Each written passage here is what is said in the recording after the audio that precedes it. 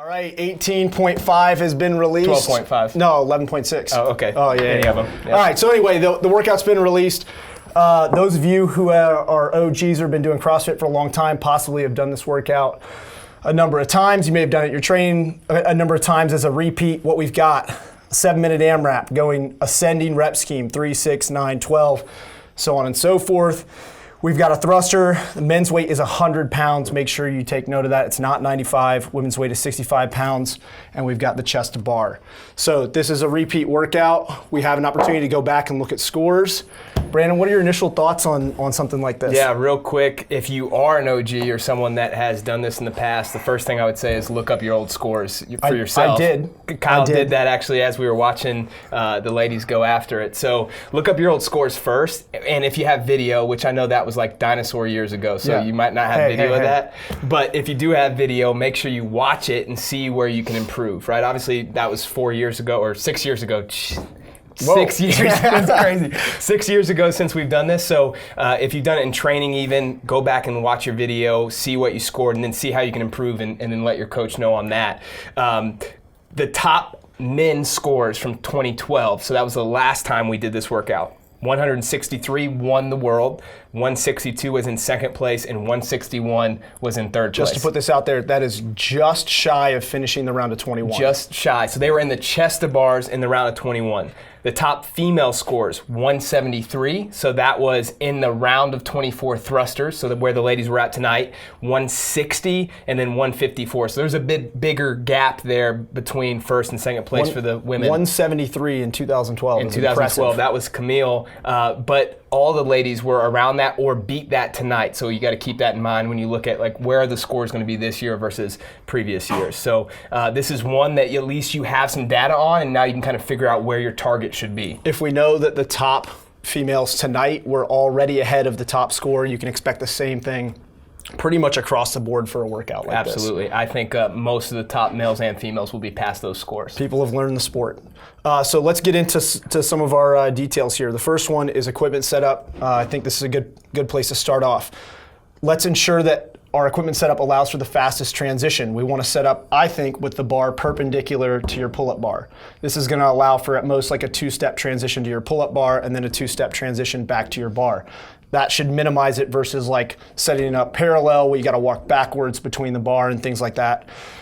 It may not be necessary depending on your capacity. You might be able to go, set up the bar a little bit further apart, actually take, the transition time as a break, but I think if your goal is to qualify for regionals at this point and you're on the edge, you better set that stuff up as close as possible and really hammer away at it. Yeah, there are a lot of transitions in this workout, especially at the beginning when you're going from 3, 6, 9. So being closer makes sense, and we talked about this before we got on air. I think that it's always easier to transition between two things than it is to take breaks sometimes. So get to the bar or get to the pull-up bar as fast as you can and knock out a quick set and then take your break, just so that you know that you can kind of stay on a certain pace as opposed to walking over to your bar and taking a long break in between the two movements. I think that just makes more sense for this. That's a good point. We're at week 5 now. At this point, you should know that transitions absolutely matter. Week 1, I think, demonstrated that better than just about anything else because there were so many transitions in the workout.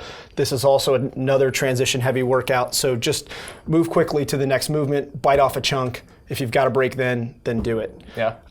In terms of the standards, I don't think there was anything that was particularly, that really stood out.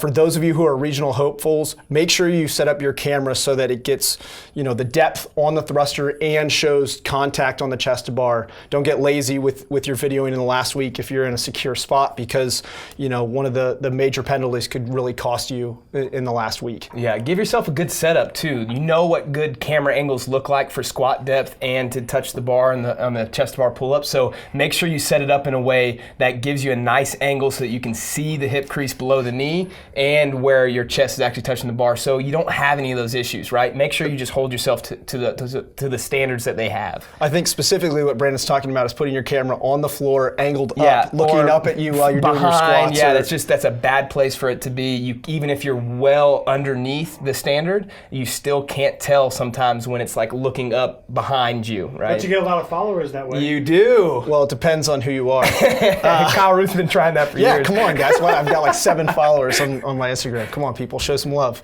Other than that, I don't think we have anything that's major. Just don't get an invalidated video because you were lazy setting up the camera, didn't think it through. Set it up before you start your warm up. For sure. Let's talk a little bit about pacing strategies for this workout. Yeah, so obviously, again, going back to the initial thoughts, if you've done this before, the first thing you need to do is look at your old videos and scores. Then you can start talking to your coach, if you have one, about what would be the best strategy based on the old scores that I have. You obviously know your training and the progressions and how much better you are at those movements, so that's the starting point. Once you're in this workout, I think that there's a couple different strategies you can go after. If you know that you're comfortable with chest-to-bar pull-ups, or if you know that you're comfortable with thrusters and not the other, then you got to kind of plan around it. But let's say we're talking elite males and females in this workout. It's easier to break chest-to-bars, get a breath, and get back on the bar so that you can move fast through those than it is thrusters. When you drop the bar on a thruster, you have to do extra work to pick the bar up, and then you have to squat clean it and then go into your reps, right? On the chest-to-bar, you're just dropping off the bar and then getting right back into it. So what I would recommend for those that are going to go after this workout and try to get a top time, hold to a steady, smooth pace on your thrusters and keep those unbroken by feel as long as you can, and then break up your chest to bars early, but make sure that you stay on a nice cadence or rhythm when you're in your transitions or rest breaks, okay? So one of the things that I thought about doing for this would be you do your 3s, you do your 6s, and then even on the 9s, you go 5, 2-second rest, 4. Go to your thrusters and do them unbroken. You come back to your chest to bars, 6, 2, 3-second rest, 6, and then stay on a nice rhythm that way. Whatever's gonna work for you, pick those numbers, and then try to keep your rest breaks similar, as opposed to, as you saw the ladies do tonight, the rest breaks were really short at the beginning on the chest to bars, but then there were some that were 10 to 15 seconds long on the thrusters, and that can really catch up to you, especially in a short 7-minute workout like this. Just to back up what Brandon's saying here, we got the splits on the workout. We've got actually Katrin's splits here. When she started breaking the chest to bars, there was a minimal difference in her seconds per rep on the chest to bar, but when she started breaking the thrusters, she added 1 to 1.5 seconds per rep just by adding that break. So the breaks in the thrusters are much more costly than a break in the chest to bar. So Brandon's spot on for elites. If you're gonna break the chest to bar, try and keep the thrusters as unbroken as you possibly can. And another thing that we talked about before we got on the video, 168 reps is that's the same as what, 16.5, right? 14.5? 14.5 and 16.5. Most people were going unbroken on that. I know it's a descending rep count, it can be quite a bit easier than an ascending rep count, but just know that it is possible to do the thrusters unbroken on this, and that a thruster break is more costly than a chest to bar break.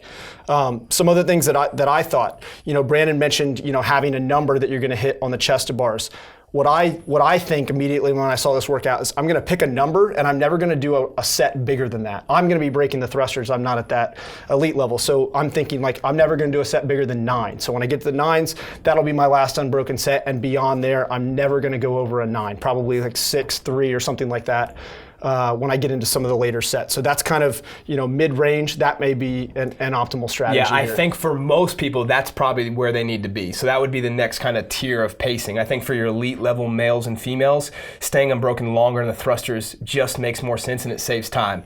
Absolutely. For those that are outside of that range, so if you're just, the 500th or 1,000th place athlete right now that's talented but just not quite there yet, picking a number makes sense, and then just keeping it there the entire time, like you said. Even if it's a number like 6, I'm never going to do a bigger set than 6. So you go through your 3, you go through your 6, and then your next set is 6-3, real quick with the breaks, or even, like you talked about, breaking the thrusters and not breaking the chest to bar. Where people get in trouble on workouts like this, it's not about breaking and I can't break that much. It has to do with the rest time that they're taking in the breaks. So if you let your rest times get away from you, you can't manage those correctly, that's when all of a sudden they're 15 and 20 seconds and you have 3 of those. That's a minute of time in the workout. If you're someone who responds well to it, potentially having someone count your rest can be a major benefit for you. Huge. Just so that you're aware, hey, that was 5, 6, 7. Because before you start a workout, it's always really easy to say, hey, I'm not going to take any more than 5 seconds rest between my sets of thrusters. And then you get into the workout, and it's if someone's counting it, they're 8, 9, 10, and you realize that you're just accumulating a crap load of downtime where you're doing nothing. And the best way to score well in CrossFit is to move consistently throughout the workout. Work more than you're resting, but take the rest when needed, right? So this is not to say that you are the person that needs to go unbroken on thrusters or chest bars. Break early and often. Keep your rest break short though, so that you're always getting back on the bar or the pull-up bar. So one of the things I was going to add in pacing, this doesn't really necessarily belong in pacing, but for those of you who are going to try and go unbroken on the thrusters, their pace tonight was blazing fast early on. Potentially find some advantageous places to break in the movement. Breathe at the top of the rep, slow your cycle rate down, and then as you get deeper into the workout, think about pulling the bar down so you can control it better, and just try and speed up the cycle rate as you go versus going out at sprint speed and kind of blowing your load early. You've raced before, you know how this goes when you get amped up like they were. They went out a little too hot and then definitely slowed down. When you are in your own gym, you have the opportunity to be able to kind of figure out where you need to start and what your pacing should look like. So don't get all like ramped up because it's Friday Night Lights on this workout. Take your time at the beginning and then, like you said, speed up as you go. We talked about this before we got on, but I think one of the cues that you said really makes sense in this. Make the thruster like a cyclical movement. Like learn how to breathe, just like if you're on the rower and you breathe at certain points in the row, the same thing here. Make sure that you're smooth on the thruster and breathing in or out at the top, whatever you're most comfortable with, and the same thing as you go down. You start holding your breath on those in around the 15 or 18, and then it all goes downhill. It gets really hard after that. Yeah, I have nothing else to add to that except you mentioned taking your time and preparing. This workout's going to come down to an effective warm-up. Absolutely. So some quick things that I had off the bat. Number one, open up your front rack, open up your overhead position. As you get fatigued, those things are going to be contributors to the fatigue, and it's time under tension. So the more you have those positions open and blood can flow in, the better you're going to be able to handle that. The later you get into the workout, the more that's going to matter. For those of you who have issues with thrusters or issues with squatting, make sure you spend the time to open up your hips. This is not a workout where you need a lot of tension. This is not a 1RM. So just make sure everything's kind of like loose. And I always think about like when I'm properly warmed up, my legs feel like jelly. I think that's probably a good way to think about it. Just get your legs feeling loose and ready to go. I will be doing some intervals of assault bike at very easy effort, 2 to 3 minutes into like a round of 6 thrusters, 6 chest to bar, 3 thrusters, 3 chest to bar, and I'm gonna go right back to the bike. And I'm going to do 4 or 5 rounds of that before I even start this workout, before I even think about starting this workout. Just to get aerobically prepped, because if you're not warmed up for this workout, this one is gonna hurt bad. Absolutely. Worse potentially than even 18-2. Yeah, we talked about in 18-2, the shorter the workout, oftentimes the more warm up you need. So this is one that you should warm up for quite a bit of time and make sure that you feel good before you start. So other than that, I just said, make sure that you're completely warm for the workout. You are not ready until you've at least touched the level of fatigue that you expect to experience in the middle of the workout. And also just people talk about being worried about over warming up. I'm not sure that this is a workout that you can necessarily over warm up for. Just make sure that you are using your warm up time to warm up versus just, pacing in circles and the anxiety pace that you see people doing around the gym where like, I need more chalk and that kind of thing. Just actually have a warm up plan and go execute it. Yeah, so then the last thing would be those that need to repeat, right? We have people in our organization, and then obviously those that may be watching are on the edge right now or close to getting in. If you have to repeat this workout, hand care is going to be vital, right? If you're doing it more than once, there's going to 84 chest bars or maybe even more than that. If you get into the 24s, you got to make sure that you take care of yourself. So I know you had some recommendations there. Yeah, well, number one, make sure you use the pumice stone or, shave down your calluses as much as you can. Wear your grips if you're used to them, or if you have a taped bar, obviously you can't wear your grips, but just take care of your hands as much as you possibly can. If you get in there and get after the shower, you can shave down the calluses really well. The thinner those are, the less likely they're going to rip. And if they do rip, the less skin's going to rip off. You might be in a position where you're just having to repeat this workout 1, 2, or potentially 3 times if you're on the bubble with ripped hands. And welcome to CrossFit. That's part of competing in the sport. In terms of like laying out when to repeat the workouts, one of the things that I was going to suggest is potentially a Friday followed by Monday, and then if you're a bubble athlete, say you're 10, 12 points out of a qualifying spot right now, then potentially doing it again Monday evening. We've actually seen some success doing that in the past. Yeah, I think part of that, and we talked about this before, is that when you're kind of down and out, you either have to fight or you just fall down. So those that are willing to fight on Monday night can get it done. Obviously, if you're someone that's not in the bubble, this isn't one that you should just be repeating multiple times. Take care of yourself. Max is holding up a sign for me, and it says, "Don't do too many chest bar in warm up. If that is your major limiter." Worth mentioning. Yes, that is very much worth mentioning. PSA. Yeah, so you can't over warm up, but you can over warm up the movements, right? So I guess I should clarify, you can't over warm up your energy systems for a workout like this, but you can overdo chest to bar, especially if you're someone who's going to be doing potentially singles in the middle of the workout. You can overcook your chest to bars. Yeah. But still warm up well. Still warm up well. Don't err on the side of over warm up versus under. Last things just to mention, make sure you check out our competition guide. If you are still struggling to create effective warm ups for yourself, got all the info in there. If you're not recovering well between the workouts, got all the info you'll need in there. And then the last thing is just tomorrow, Max is going to check in with everybody with his thoughts after watching Travis and Noah and our on-site group go. Brandon, any other last words since this is our last one? Yeah, I was hoping for 13-5. You were hoping for 13-5? I was. I wanted to see people really have to hurt to get into that third round or maybe fourth. I think some people now could get into the fourth round of that, so that would have been fun to watch. I voted for 11-6, mostly because it's the workout that's been the longest period of time since I've actually redone it, so I feel like I can actually improve on this one.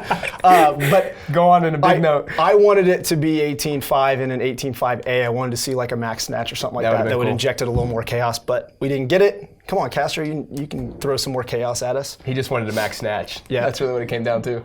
I feel Chris. like at this point, I could listen to you guys talk about the weather. So how about tomorrow's going to be overcast, and then it's going to start thunderstorming.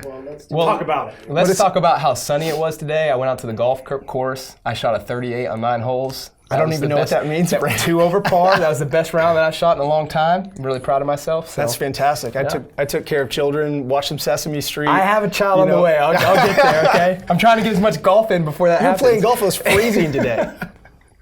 All right, guys. Good luck. Bye. Should we jump?